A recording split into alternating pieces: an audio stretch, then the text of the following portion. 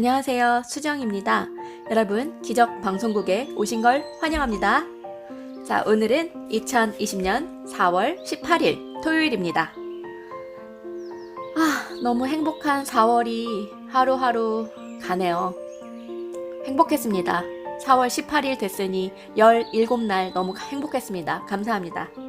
오늘은 4월 18일 토요일 4자 들어가고 8자 들어가고 천사가 많은 날, 천사가 풍요로운 날, 네, 그래서 잔치상이 벌어지는 날, 오늘입니다. 자, 오늘 제가 준비한 책은요, 아무것도 못 가진 것이 기회가 된다라는 책이에요. 벤 크로치 지음, 윤규상 옮김, 큰 나무 지음입니다. 아무도 못 가진 것이 기회가 된다. 무능력이 기회가 된다. 이 얘기 사이토 히토리가 말씀하셨죠? 네. 오늘 우리는 아무것도 가진 거 없이, 오늘이 아니고 언제든 태어났지만 아무것도 가지지 않고 빈손으로 나왔잖아요. 그거 자체가 기회가 된다 합니다. 자, 들어보시죠. 내일 리더가 되느냐 안 되느냐는 오늘 치르는 값에 달렸다. 한 고객이 컴퓨터 회사의 서비스 부서에 전화해서 새로 산 프린터기에 대해 불평했어요. 그 부서의 직원이 도와주려 했으나 이 고객이 너무 큰 소리로 고함을 쳐서 무슨 말인지 하나도 알아듣기 어려웠어요.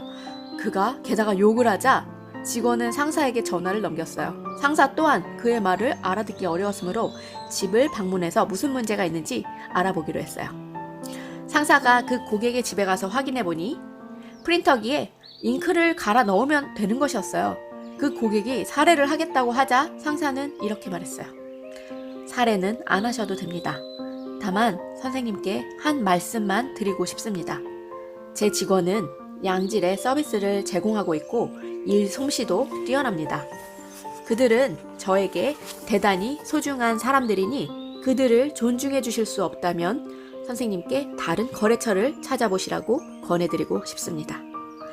그 고객은 너무너무 미안해하면서 자신의 행동이 지나쳤다고 인정했어요. 이틀 후 그는 회사를 찾아와 전화를 받았던 직원에게 자신의 잘못을 사과했어요. 그 상사는 꽤 큰 모험을 했죠. 맹목적으로 고객을 왕이라고 여기지 않고 오히려 부하들에게 충직성을 훈련시킬 기회로 삼았습니다. 그는 참된 리더가 되기 위해 치러야 할 값을 기꺼이 치르고자 했어요. 즉 고객을 잃는 위험도 감수했죠.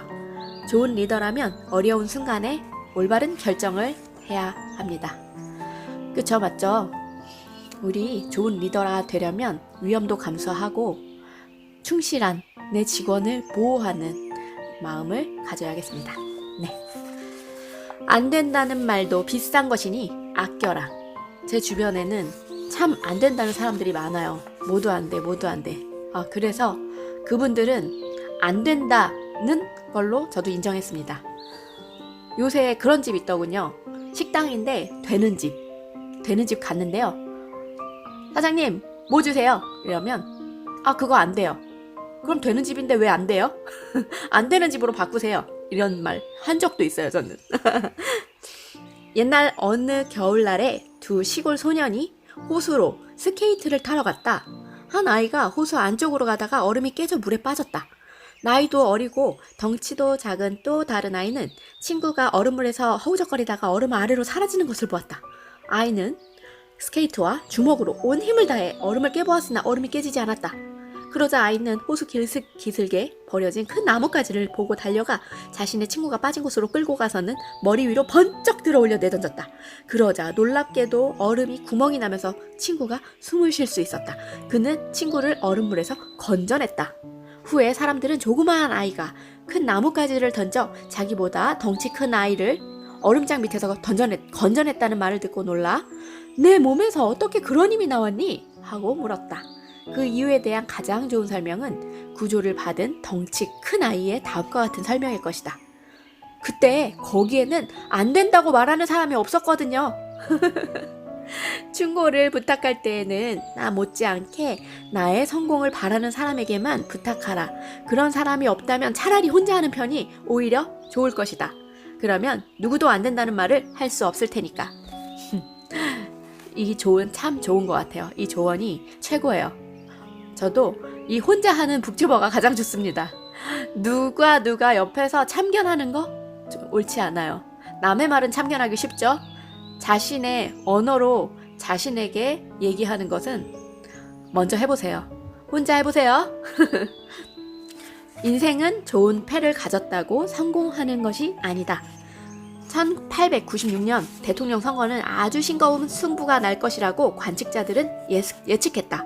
약세인 윌리엄 맥켄리는 친근하고 소박한 성격의 오하이오 주지사였다. 유력한 후보자는 감동적인 연설을 하는 위대한 웅변가 윌리엄 제닝스 브라이언트 의원이었다. 그러나 맥킨리는 자신의 능력을 알고 있었다. 그는 이웃 사람들에게 순수하고 자립적이며 견실한 사내라는 평을 듣는 사람으로 선거 유세장보다도 자신의 현관이 더 편안한 사람이었다. 그는 자신의 약점도 알고 있었다. 그는 개인적인 카리스마가 부족하고 사실상 연설 능력을 갖고 있지 못했다. 맥킨리는 자신의 이러한 장점과 약점을 고려해서 선거 유세를 하지 않기로 결정했다. 그는 집에 머물면서 미국 역사상 처음으로 현관 앞 선거운동을 하기로 결심했다. 그는 미국을 낫기 위해 한 사람씩 불렀다. 결국 마지막에는 미국이 왔다. 조지 스티븐 기자도 맥킨리를 보러 갔다. 그는 훗날 이렇게 썼다. 나는 배를 두르고 그의 집으로 달려갔어. 맥킨리는 대문 근처 흔들 의자에 앉아 있었는데 그는 선천적으로 친절한 사람으로 정중하면서도 전혀 꾸밈이 없어. 나는 그에게 완전히 매료되었지. 그래서 그는 승리했다. 맥킨리는 미 합중국 25대 대통령이 되었다. 자신의 장점을 기초로 일을 추진하라. 그리고 나서 당신의 약점을 보충하라. 유능한 참모와 친구를 불러라. 능력을 쓰지 못하면 좌절하게 된다. 제가 좌절하는 그 느낌, 감정들이 어떤 것일까 하고 생각을 해보았어요. 나는 왜 좌절을 감정이라는 것을 왜 궁금해할까 생각을 해봤는데 그 좌절이란 것을 하려면 시간차가 있어야 되겠더라고요. 나에 대해서 꼼꼼히 생각해보고 이 실수, 이 실패가 왜 있었나 한번 돌아보는, 검열하는 과정이 있어야 했었던 것 같아요. 그래서 제가 올바른 패턴이 아닌 이런 생각을 안 해보는 깊게 생각을 안 하는 이런 패턴으로 계속 제 인생을 살았기 때문이 아닐까 생각해 봅니다. 이제는 좌절을 좀 하면서도 살아야 될 것 같은데 감사합니다. 이런 깨우침. 능력을 쓰지 못하면 좌절하게 된다. 레스 브라운은 처음 방송국에서 일을 시작할 때 디스크 자키가 되는 것이 꿈이었다. 그러나 그가 하는 일은 잔심부름에 불과했다. 그는 자신의 낮은 지위를 불평하는 대신 방송 전 분야에 정통해지기로 결심했다. 그는 음악 감독, 프로그램 감독, 제작 감독으로 일했고 방송 시간을 광고주에게 팔았으며 여러 연주회의 기획과 사회자로 일했다. 그는 또한 광고 방송을 제작하고 감독했다. 요컨대 그는 가능한 많은 재능과 기술을 습득했다. 훗날 레스는 녹음 스튜디오의 음향 기술자가 되고 싶어하는 한 젊은이를 알게 되었는데 그는 대학에서 음향공학을 전공했지만 음향 전문가의 일자리는 드물고 구하기도 어려웠다. 그가 권유받은 유일한 일자리는 다름 아닌 녹음 스튜디오의 수의였다. 그는 월급이 너무 적었기 때문에 그 제안을 거절했다. 몇 년 후 그는 그때 일을 후회했어요. 그 제안을 받아들였더라면 적어도 아직까지는 녹음 스튜디오에서 일하고 있었을 것이고 자신이 어떤 능력을 갖고 있는지를 보여줄 기회를 잡을 수 있었을 것이다. 우리는 인생의 어떤 영역에서든 배운 다음에 행한다. 배우고 행하는 이 둘은 공존하지 않으면 안 된다. 이 둘이 하나로 합쳐졌을 때 능력은 최대한 발휘될 가능성을 준비하고 있다. 네, 감사합니다. 모든 능력은 배우고 행하는, 행하면서 배울 수도 있나요? 궁금한데. 행하고 배우는, 아니면 배우고 행하는, 둘이 같이 배우면서 행하는, 네, 요게 제일 좋겠네요. 어떤 제안이든 뭐든 거절하면 안 될 것 같아요. 저는 이런 제안 같은 거 다 할 수 있습니다. 그만한 능력이 있기 때문에 저는 제안을 거절하지 않겠습니다. 모든 능력을 보여주겠습니다. 행동하겠습니다. 감사합니다. 무슨 말을 말하느냐가 중요한 게 아니라 어떻게 듣게 하느냐가 중요하다. 토미 라소다가 감독을 맡은 다저스의 제2군 팀은 턱슨을 맞아 8회 말에 1점 앞서고 있었고 턱슨은 투아웃에 주자가 만루였다. 라소다는 지금이 투수 바비 오브라이언의 사기를 북돋아 주어야 할 때라고 생각했다. 라소다는 천천히 오브라이언한테 가서 말했다. 바비, 지금 당장 천국이 열리고 하늘에서 빅도저의 목소리가 들리면서 바비, 너는 이제 죽어 하늘나라로 올 테니 이번 타자가 마지막 타자가 될 거야 라고 말한다면 저 녀석을 아웃시킨 뒤 하늘나라로 가고 싶니? 아니면 저 녀석이 안타 찌는 것을 본 뒤 하늘나라로 가고 싶니? 오브라이언은 이렇게 얘기했어요. 저 녀석을 아웃시킨 뒤 가고 싶어요. 그래, 알았다. 아웃시켜. 이번 공이 너의 마지막 공이 아니라고 누가 장담할 수 있겠니? 어쩌면 저 녀석이 내가 살아서 상대하는 마지막 타자가 될지도 몰라. 라소다는 이렇게 말하고 걸어 나왔다. 그러나 그가 더그 아웃에 채 이르기도 전에 타자가 내야를 뚫고 오른쪽 외야로 빠지는 2루타를 쳐서 2점을 빼앗겼다. 후에 라소다는 오블라이언에게 도대체 어떻게 된 거야? 라고 물었다. 오블라이언은 죽는다는 말씀에 불안해서 공에 도저히 집중할 수가 없었어요 라고 말했습니다. 당신은 친구와 가족과 직장 동료에게 어떤 메시지를 전달하고 싶은가요? 깊이 생각한 다음 말을 하고 지금 당신이 자신이 하는 말에 귀를 기울이면서 상대방이 당신이 의도한 대로 듣고 있는지 확인해 보세요. 꼭 확인해야 합니다. 모든 사람은 내가 원하는 대로 듣고 있습니다. 이거 진짜 문제예요. 원하는 것을 듣지 마시고요. 문제의 핵심을 들으셔야 합니다. 그래서 나의 의도는 이거야 라고 얘기하는 게 좋지 않습니까?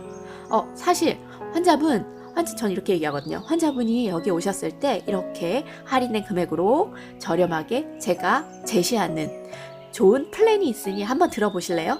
이렇게 얘기합니다. 좋은 의도 되지 않을까요? 감사합니다. 인생에 있어 중요한 것은 효과적인 의사소통 능력이다. 많은 사업 분석가들은 오늘날과 같은 사업 환경에서는 의사소통 능력이 판매원, 관리인, 중역 모두에게 가장 중요한 도구라고 생각하고 있다. 시카고의 유명한 어느 회계 회사에서 중요한 지위에 있는 한 남자가 이런 견해의 좋은 예다. 그는 회계를 배운 적이 전혀 없고 영문학 석사 학위를 갖고 있을 뿐이었다. 그런데도 많은 사람이 그가 회사에서 영어를 말하는 유일한 사람인 양 그하고만 이야기하려 한다. 그가 맡은 일은 회계사들이 집계한 숫자와 사실을 고객에게 전달하는 것이다. 그는 회계 전문가가 아니더라도 누구나 쉽게 이해할 수 있는 말로 최종 보고서를 작성한다. 말하자면 그는 회사의 대변인으로서 아주 많은 돈을 벌고 있었던 것이다. 스포츠계의 사람들도 의사소통 능력의 중요성을 인정하지 않을 수 없게 되었다. 의사소통 능력이 수입에 있어서 엄청난 차이를 낳기 때문이다. 예를 들어 복싱 선수 슈거레이 레너드는 의사 전달 능력이 뛰어난 선수 중에 한 명이다.